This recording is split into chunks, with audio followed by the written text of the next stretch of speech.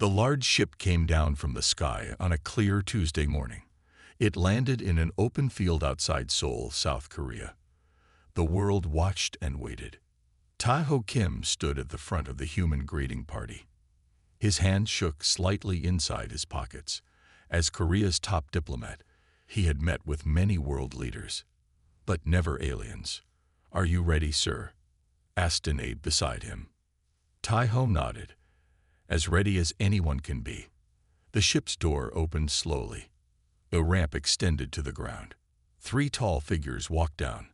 They had gray-blue skin and 4 arms each. Their eyes were large and black. They wore what looked like armor made of some unknown metal. The leader stepped forward. "I am Commander Vextar of the Krith Empire," it said in perfect English. The voice sounded metallic, like it came through a translator. "We come in peace to learn about your world." Tae-ho bowed slightly. "Welcome to Earth. I am Tae-ho Kim, representing the United Nations Earth Council." The meeting moved to a large tent set up nearby. The humans and Krith sat at a round table. Cameras broadcast everything to the anxious world. "Your cities are impressive," said Vextar. "Your technology has advanced quickly for such a young species." "Thank you," said Tae-ho. "We are eager to learn about your world too." The aliens shared details about their home planet, Krithar. They spoke of their advanced ships and weapons. They asked many questions about Earth's military forces. Tae-ho tried to keep the talk peaceful. "We have conquered many systems," Vextar said proudly. "Our war beasts are feared across the galaxy." "War beasts?" asked Tae-ho. Vextar touched a device on his wrist. A hologram appeared above the table. It showed a massive creature with 6 legs, sharp teeth, and armor plates on its skin. The humans gasped. "This is a Raxer," explained Vextar, "one of our smaller combat units. We breed them for battle. Their brains are connected to our control systems." One of the human scientists looked sick. "You control them through their brains?" "Of course," said Vextar. "How else would you use such beasts?" The meeting continued for hours. As they prepared to leave, a small dog ran into the tent. It belonged to one of the security team members. The tiny white dog barked at the aliens, then hid behind its owner's legs. The Krith seemed confused. "What is this small creature's purpose?" asked Vextar. "Is it a scout? A detector of threats?" Tae-ho smiled. "That's just Miri. She's a pet, a companion." Companion. The alien's black eyes blinked slowly. "You keep animals as friends." "Many Earth people have pets," explained Tae-ho. "Dogs, cats, birds. We give them homes and care. They give us loyalty and companionship." The Krith looked at each other. They seemed bothered by this idea. "You could make them more useful," said Vextar. "With proper genetic work, even a small beast like that could be a weapon." The dog owner pulled Miri closer protectively. "We don't see animals that way," said Tae-ho carefully. "Many have lived with humans for thousands of years. They're part of our families." Vextar stood up suddenly. "Interesting. We have much to learn about each other." As the aliens walked back to their ship, they collected samples from the ground. One bent down where the dog had been standing and scraped something into a small container. "They're taking DNA samples," whispered a scientist to Tae-ho. "From plants, insects, and the dog's fur." Tae-ho watched the ship leave. The excitement of first contact was now mixed with worry. The way the aliens talked about animals, about conquest, something didn't feel right. That night, he called an emergency meeting. "I don't think they came just to say hello," he told world leaders. "They're studying us, and I don't think they understand one of the most important things about humanity." "What's that?" asked someone. "The way we care for beings weaker than ourselves," said Tae-ho. "And I think that difference might become very important." 6 months passed since the Krith first landed on Earth. Their ships now came and went regularly. They traded some technology with humans, but asked many questions about Earth's animals. Dr. Sumai Park sat in her office at Seoul National University. Papers about alien biology covered her desk. As Korea's top xenobiologist, she studied everything about the Krith. Her phone rang. "Dr. Park speaking," she answered. "This is Tae-ho Kim from the UN Council," said the voice. "The Krith have invited a human team to visit their homeworld. We want you to go." Sume's heart beat faster. No human had ever been to an alien planet before. "When do we leave?" "Next week," said Tae-ho. "You'll go with Colonel Jun Wang and 5 others." After the call, Sumi drove to her father's house. The old man lived alone since her mother died, with only his dog for company. "I'm going to space, father," she told him over dinner. "To the Krith homeworld." Her father looked worried. "I don't trust those aliens. They look at our animals in a strange way." "That's why I'm going," said Sumai, "to learn more about them." The old dog, Dory, rested his head on her lap. He was gray around the muzzle now. "Take this," her father said, handing her a small photo frame. It showed Sumai as a child with Dory when he was a puppy. "Remember who we are." The next day, Sumai met Colonel Jun Wang at the Space Mission Center. He was tall with a serious face and short military haircut. "Have you read my report?" he asked right away. Sumai nodded. "About the Krith weapons?" "Yes." "They show us their small ships," said June quietly. "But our satellites have spotted much larger ones hiding behind the moon." "Warships." "You think they plan to attack us?" asked Sumai. "I don't know. But they care more about our tigers and wolves than our culture or music," said June. "That worries me." The human team trained for 5 days. They learned about Krith customs and language. They practiced moving in different gravity. On the launch day, they boarded the Krith ship. It was huge inside with strange metal walls that seemed almost alive. A Krith officer named Moltar showed them to their rooms. "Your quarters are designed to match Earth conditions," said Moltar. "The journey takes 4 Earth days." Sumai put her father's photo on a small shelf. When Moltar saw it, he stared at the dog. "This creature lives in your home?" he asked. "Yes," said Sumai. "Dory has been with my family for 12 years. And you do not control its mind. It stays by choice." "Of course," said Sumai. "We would never force him." Moltar made a clicking sound. "Interesting. On our world, all useful animals serve through control units." Later, Sumai found June in the ship's viewing room. The Earth looked small and blue through the window. "Did you notice?" asked June. "Every time we talk about pets, they get confused." Sumai nodded. "They don't understand friendship with animals."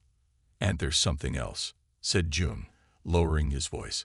"I saw a restricted area when they showed us around." The door opened for a moment. Inside were tanks with Earth animals. Wolves, bears, even sharks in water chambers. "Why would they bring Earth animals to space?" asked Sumai. "I don't know," said June. "But I'll find out." That night, Sumai couldn't sleep. She looked at the photo of Dory and felt far from home. Something about this trip felt wrong. The Krith were hiding something. But what? As the ship moved deeper into space, Earth disappeared from view. Sumai wondered if she would ever see her home again. The ship landed with a soft thud. Sumai looked out the small window. The Krith homeworld, Krithar, spread out before her. It was not what she expected.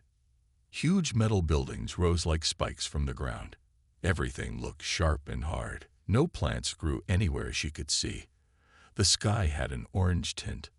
"Welcome to Krithar," said Moltar, "the greatest world in the galaxy." The humans stepped out onto a metal platform.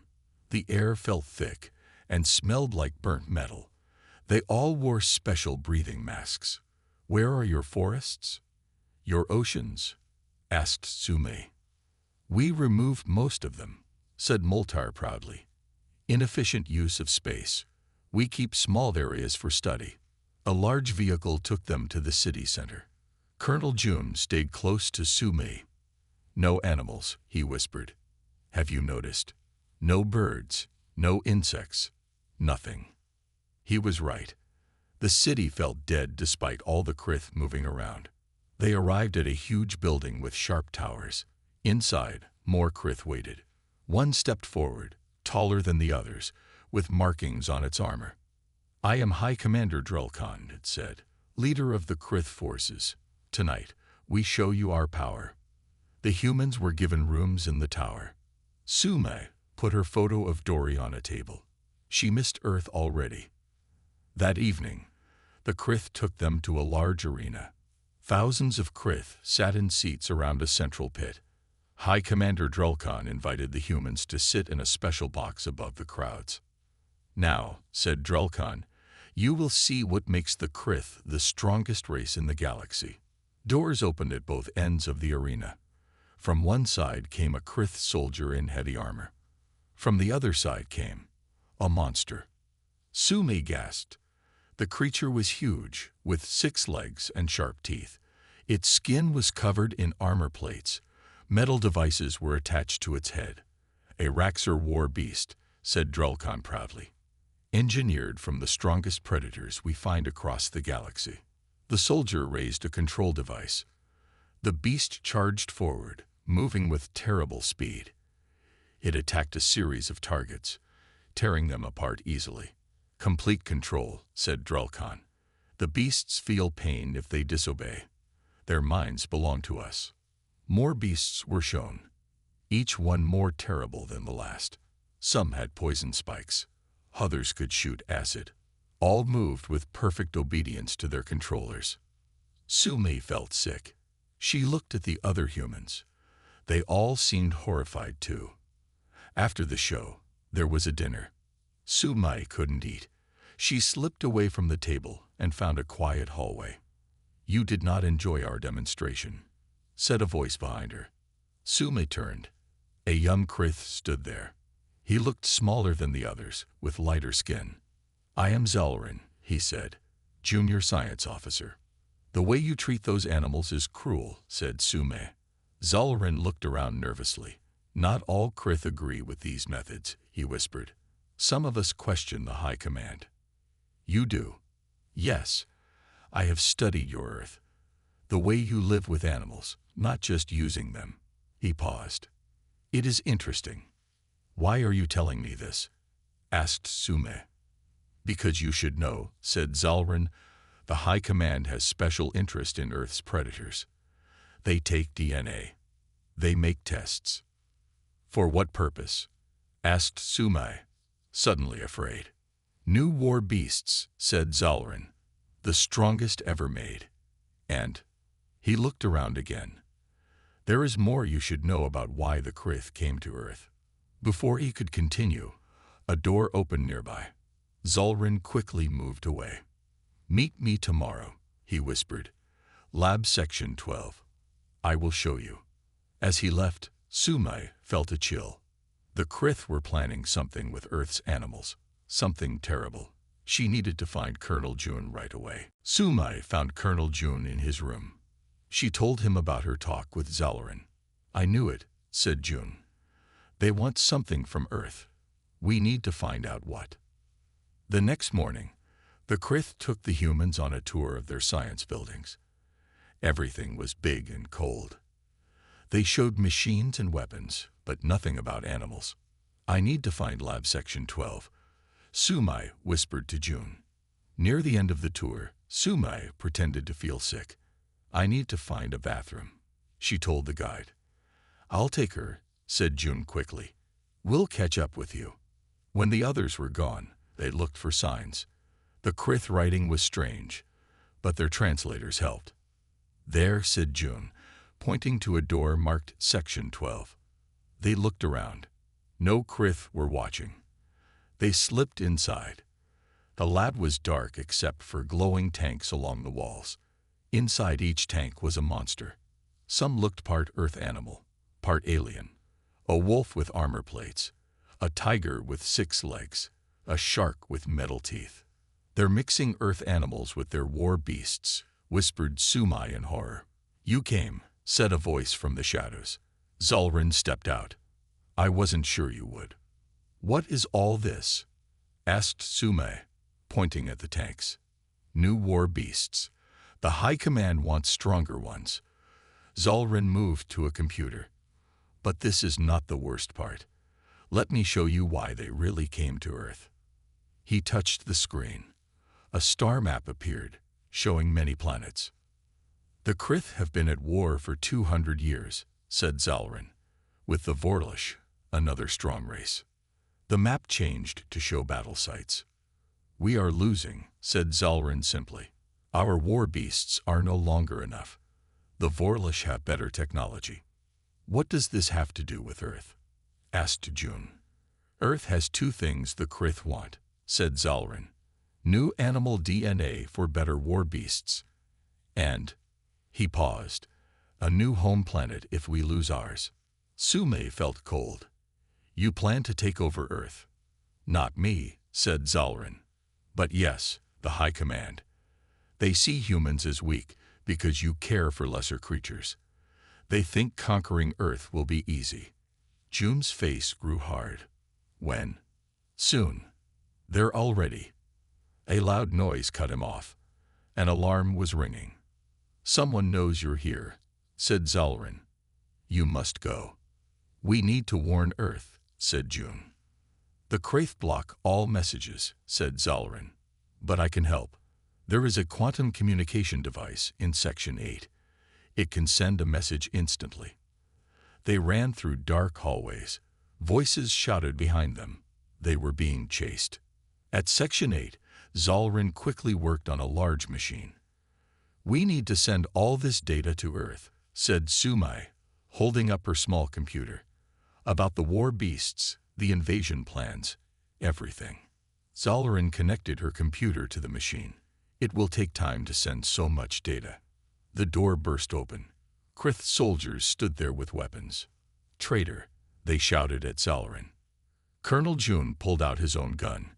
Keep sending the data, he told Sume. I'll hold them off. But you'll. Just make sure Earth knows, said June. He turned to face the soldiers. Sume and Zalrin worked frantically as sounds of fighting came from the doorway.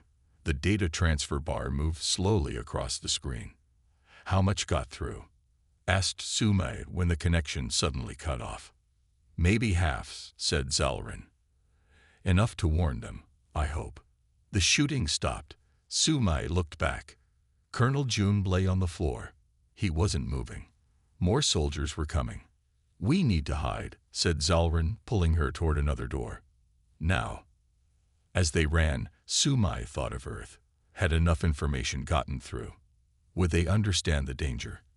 And what would happen to Colonel June? Back on Earth, Taho Kim sat in a quiet room at the UN building. It was late at night. Most people had gone home. He stared at the message on his screen. It had come 3 hours ago from deep space. The message was broken. Parts were missing. But what he could read made his blood run cold. Krith, planning invasion. Earth animals. War beasts. Losing war to Vorlish. And at the end, Colonel June, captured or dead. Hiding with Zalrin. Send help. The door opened. Min Jikang walked in. She was Korea's top military intelligence officer, small but strong with short black hair. Have you decoded more? She asked. Taiho shook his head. This is all we have. Half a message. Minji sat down. So the Krith want to invade us, and they're making weapons from our animals. Yes, said Taiho. And Dr. Park and Colonel Wong are in trouble. We need to prepare, said Minji. But how do we fight aliens with better technology? Taiho looked at the message again. Something caught his eye. A photo file was attached. He opened it. It was the picture of Sume as a child with her dog Dory. On the back, she had written, "Remember what makes us different from them." That's it, said Taiho suddenly. That's how we fight them. With dogs? Asked Minji, confused. With our connection to animals, said Taiho. The Krith think our love for animals makes us weak. But what if it makes us strong? On Krithar, Sumai and Zalrin hid in a small storage room. It had been 2 days since they escaped. They could hear Krith soldiers searching everywhere. "Your friend sent his life energy to save yours," said Zalrin softly.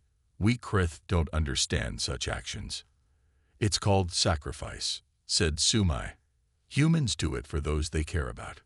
Like you care for your animals." "Yes, and they care for us too." Sumai thought of home, of Dory lying by her father's feet. Would she ever see Earth again? "The High Command has moved up their plans," whispered Zalrin. "They will attack Earth within 6 months.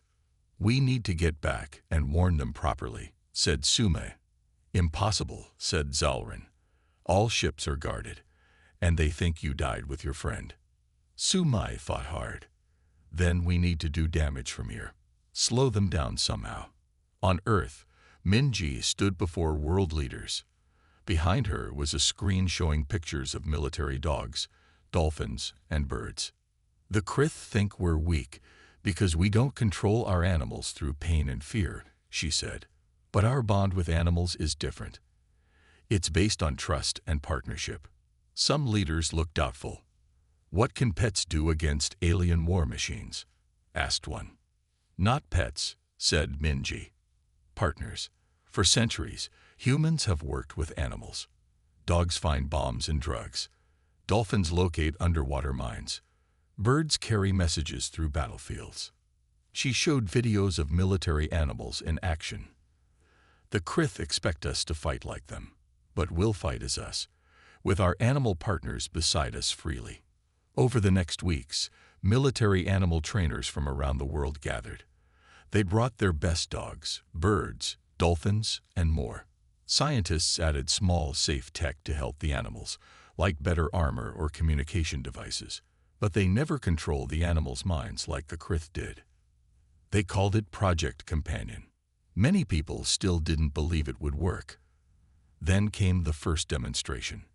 A team of soldiers with their dog partners completed a mission no human team could do alone. The dogs found hidden targets. They warned of dangers. They worked with their human friends perfectly. Soon after, dolphin teams protected ships from underwater attacks and tests. Ravens carried tiny cameras and reported enemy positions. Meanwhile, on Krithar, Sumai and Zalrin had a dangerous new plan. They would try to reach the main war beast lab. "If we can free some of the beasts from control," said Sumai, "maybe we can cause enough trouble to delay their plans." "It is very dangerous," said Zalrin.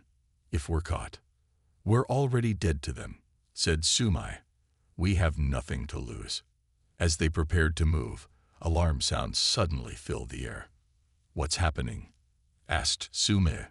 Zalrin's eyes widened. "The attack fleet is launching early. They're heading to Earth now." Earth had only 3 months to get ready. The Krith ships would arrive sooner than expected. People everywhere worked day and night to prepare. Minji Kang walked through a large training field outside Seoul. Around her, soldiers worked with their animal partners. Dogs wearing light armor ran through obstacle courses. Birds with tiny cameras flew overhead. In a nearby pool, people swam with dolphins.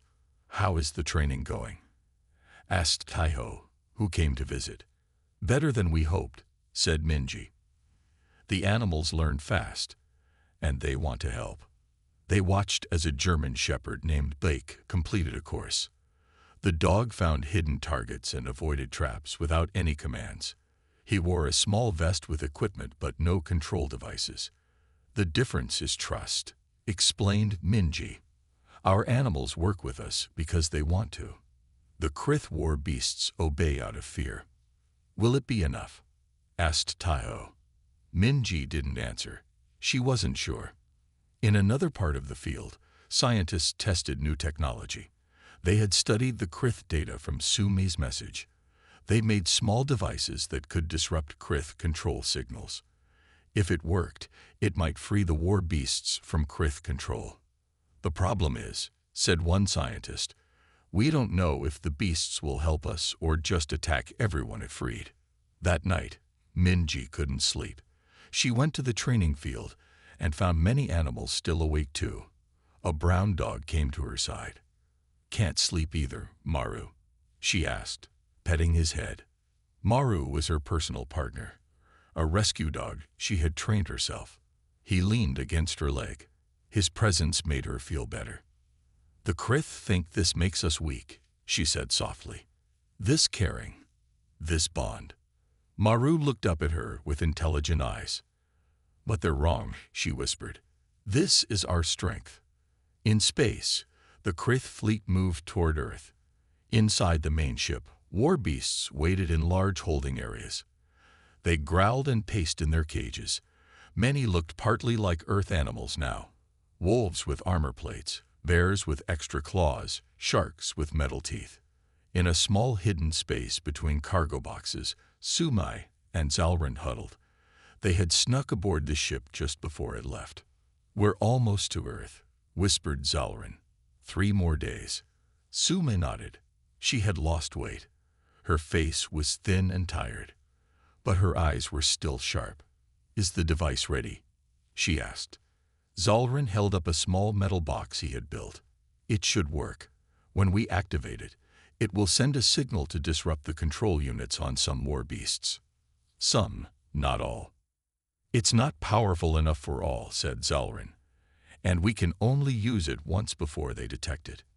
Sumai touched the photo of Dory in her pocket. "It has to be enough. It has to give Earth a chance." Back on Earth, final preparations were underway. Cities built shelters underground. People stored food and water. Every country shared their best technology. At the Korean Training Center, Minji addressed the gathered animal handlers. "Tomorrow, we do our final practice run," she said. "Then we deploy to your assigned areas. Remember, your animal partners are not weapons. They are team members. Trust them, and they will trust you." A young handler raised his hand. "What if the Krith weapons are too strong? What if our animals get hurt?" Minji understood his fear. She felt it too. "Some of us will not survive," she said honestly, "human and animal alike. But we fight together, as equals. That's what the Krith will never understand." That night, across the world, humans spent time with their animal companions. No one knew what tomorrow would bring, but they would face it together. In space, a Krith officer reported to the High Commander. "Earth is in sight, Commander. Their moon will be passed in 2 days." "Excellent," said the commander. "Prepare the war beasts. Earth will fall quickly." Hidden in their small space, Sumai and Zalrin heard these words. They looked at each other with determination.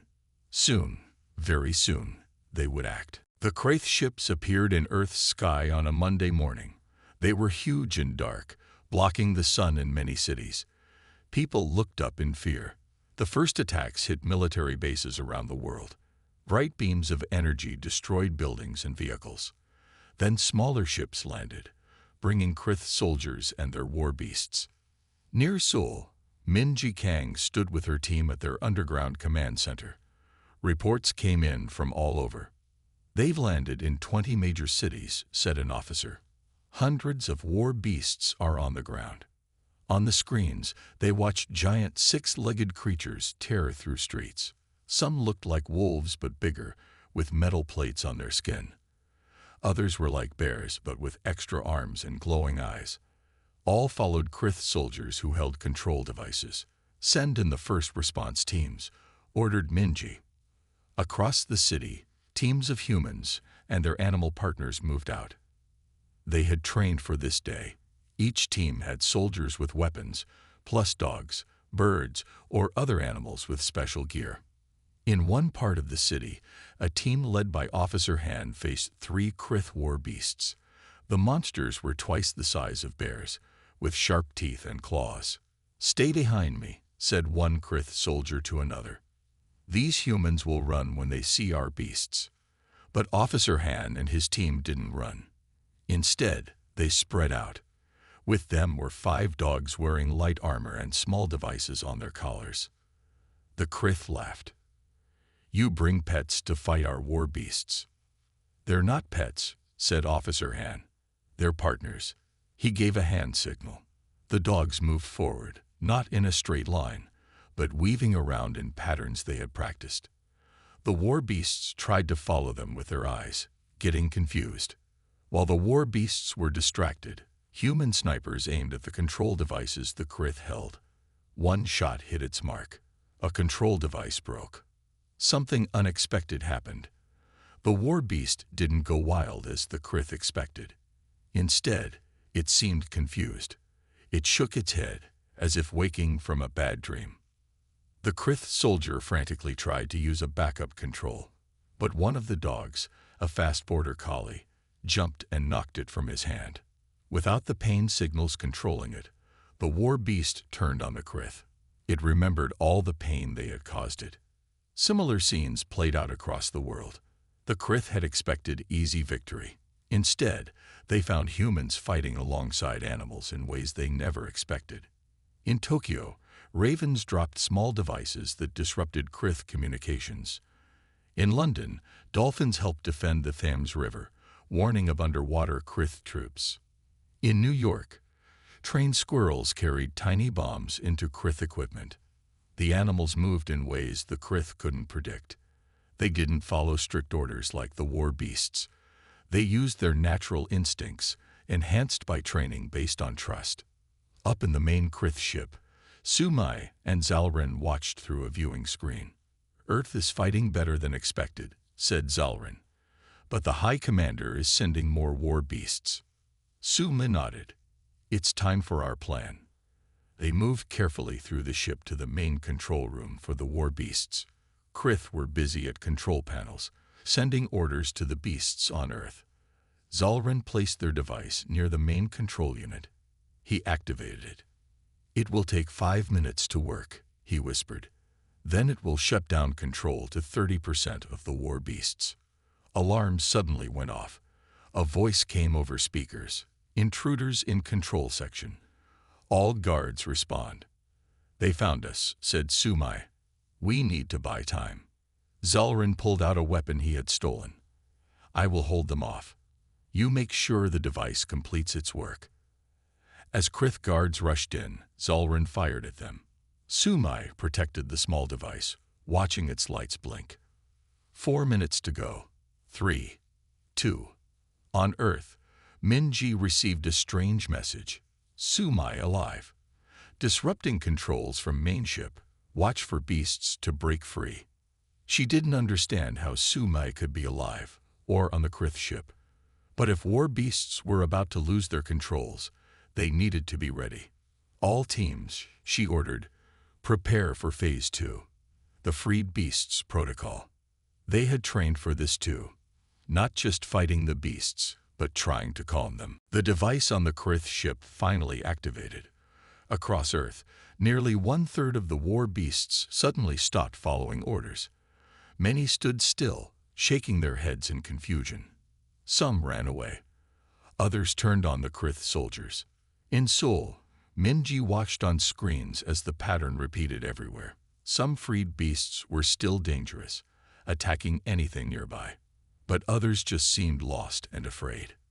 "Remember your training," she told her teams over the radio. "Don't treat them as enemies if they don't attack. Try the calming techniques."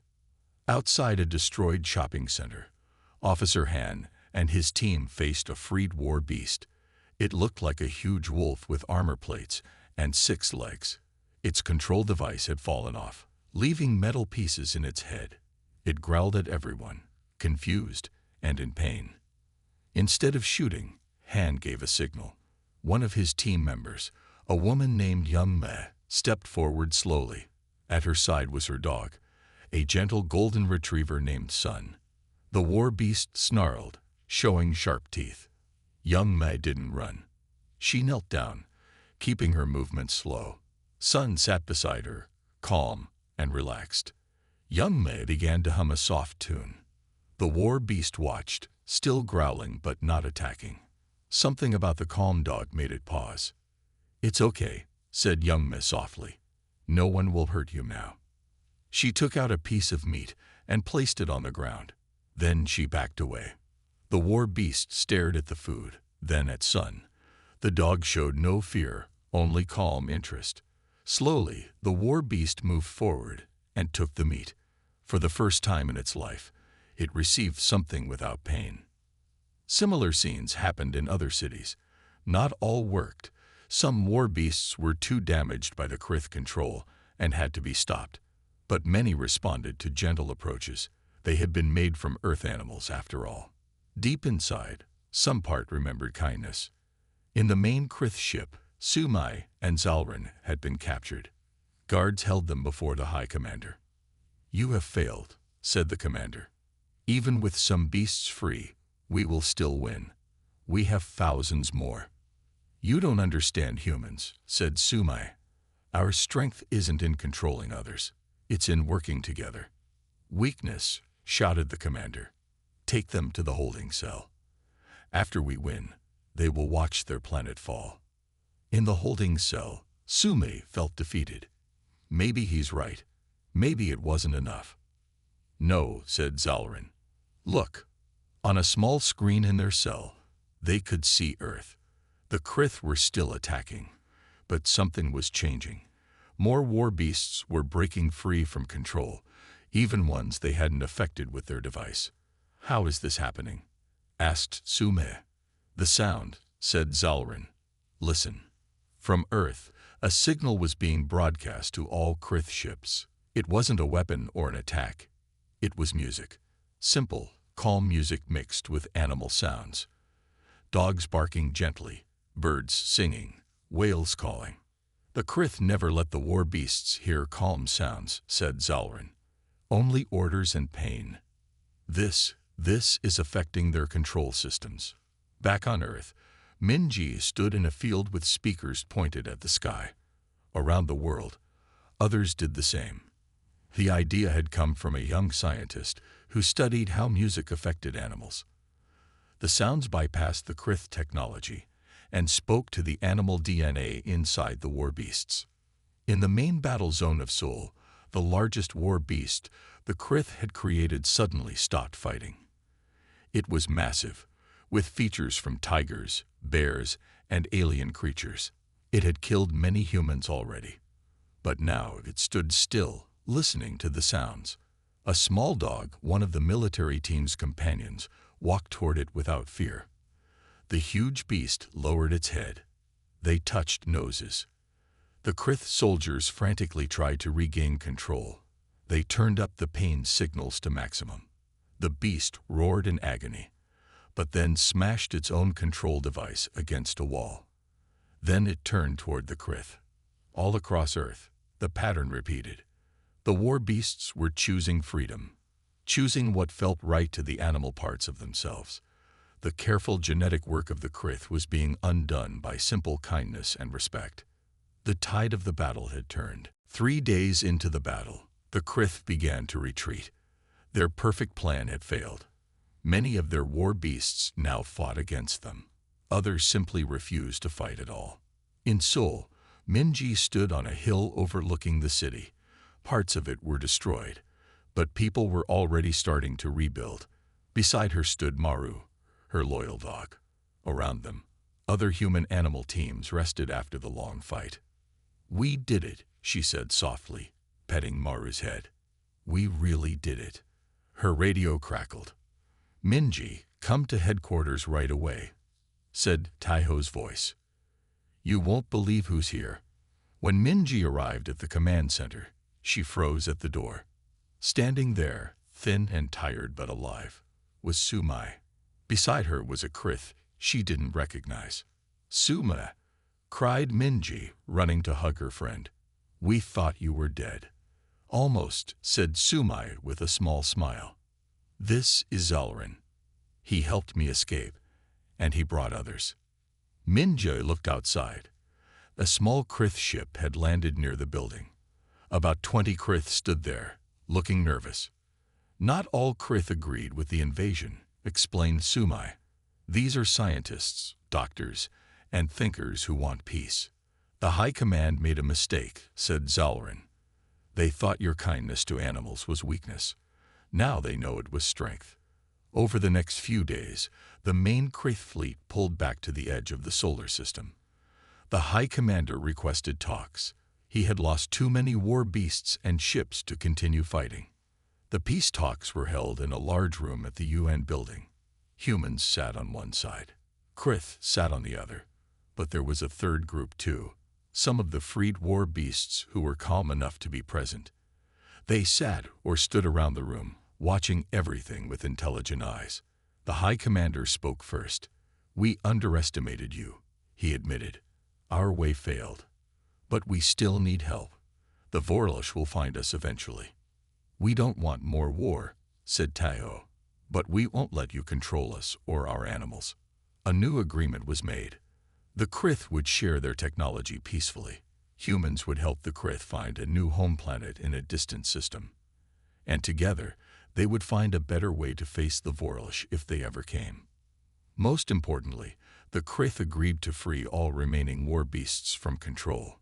Many were too damaged to ever be fully peaceful, but others began to change when treated with kindness. 6 months later, Sumai walked through a special facility outside Seoul. It was a rehabilitation center for the war beasts. Some would never leave. They were too dangerous. But many were learning to live without pain and control. In one large enclosure, Sumai stopped to watch a particular beast. It looked like a wolf with scales and armor plates. When it first arrived, it had attacked everything. Now it sat calmly as a trainer offered it food. "Amazing progress," said Zalrin, who worked at the center now. Many rebel Krith had stayed on Earth to help. "The wolf DNA in him responds to kindness," said Sumai. "He just needed time to trust again." Minji joined them, with Maru at her side. The dog looked at the war beast without fear. "The Krith still don't fully understand," said Minji. "Yesterday one asked why we waste resources caring for beasts that can't fight anymore." "They will learn," said Sumai. Slowly. In the years that followed, humans and the peaceful Krith worked together. They shared knowledge and technology. The rebel Krith learned new ways of living from humans, ways that didn't depend on control and fear. Some Krith even began to keep pets. And the war beasts. Many stayed in special sanctuaries. But some, especially those with more Earth animal DNA, eventually became something new. Not quite pets, not quite wild, but companions who chose to stay with those who treated them well. As Taiho later said to a group of Krith visitors, "You trained monstrosities through pain and control. We walked with strays and offered friendship. In the end, even your own creations preferred our way." It was a lesson not just for the Krith, but for all thinking beings in the galaxy. True strength comes not from domination, but from trust, respect, and kindness.